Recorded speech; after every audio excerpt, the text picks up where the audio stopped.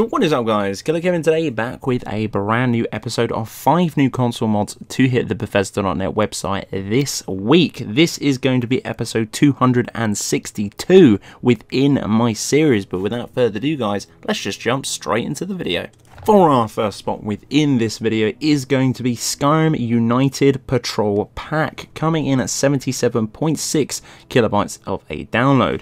The Imperials, Stormcloaks, Thelmor are now working together to make Skyrim a better place instead of the nonsense fighting that is going to be happening within the game.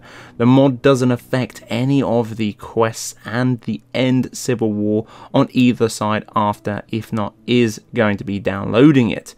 You are all good on that aspect. They're the NPCs that aren't anything to do with the quest lines on these particular ones. But if you are feeling brave enough, you can pretty much side on whoever you want to, pretty much killing them. They do have unique loot on them. I'm not too sure if they will be respawning. It does say over some time, but again, not too sure what the period of that is going to be. But as you can tell now, they do travel in packs of 4, maybe even 5 up to this one. It does say squads even up to 10, but I personally have not seen one. There are loads of different routes on where people are taking to, such as people are traveling from Dawnstar to Winterhold, Falkreath to Markarth, even got massive patrol units going all the way from Solitude to Whiterun. Now for me, this was a really interesting mod, that is for sure, seeing the world come to life with patrols of this nature to do with certain factions of the game. Now personally, I would love to see massive squads, maybe like units running through the game. The download size for this one is incredibly low, so hopefully the mod author can take that into consideration and make a super killer mod. Maybe squads of even up to 20 to 30 patrolling certain areas. Maybe if going into them not with conflict, that is fine, because obviously I'll be creating the conflict, stumbling across the Imperials and joining alongside the Stormcloaks. Hopefully we could see that, because that would be absolutely brilliant. But the second spot within the video is going to be Brandon's Orc Tank, coming in at 985B of a download. Practically nothing for an interesting follower, that is for sure. Now this is going to be Brandon's second mod to be uploaded to the Bethesda.net website, so why not share a little bit of love and a little bit of light on this particular mod. The mod author has created a simple orc follower that can be found at the Drunken Huntsman within Whiterun. Let me tell you, ladies and gentlemen, if you want a true orc and you want to run it in conjunction maybe with a body morph mod, which we did showcase last week I do believe, then this is going to be one for you. As you can tell right now, his stature is really ridiculous.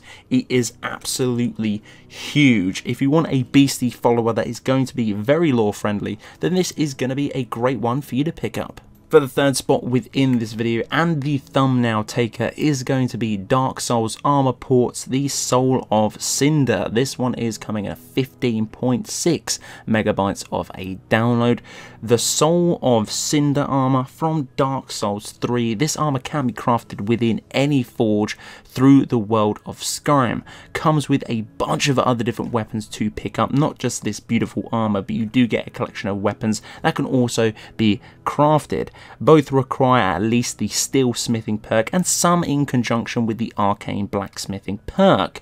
Happy modding to everyone on this one. Really nice to see that the Bad Omen L, or the Bad Omen I, excuse me, has actually ported this one over. He's done a few other different ones. Hopefully we do get to see more of these. Dark Souls 3 was definitely my favourite out of the franchise, and hopefully we can see more mods like this at the exceptional level like this one, because they were absolutely beautiful. All of the textures and the models to do with the weapons and the armor itself were really ace indeed. For the pet armor spot within the video is going to be Janna, once again a follower mod, but for this one it is coming in at 5.2 kilobytes of a download.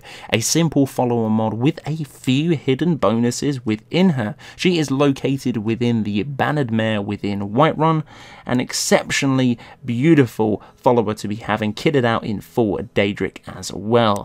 You'll never know what surprise may appear from this particular follower that is within the description of this this mod, make sure to have her unfollow you before you install this mod if you have any other followers, because obviously they might clash indeed.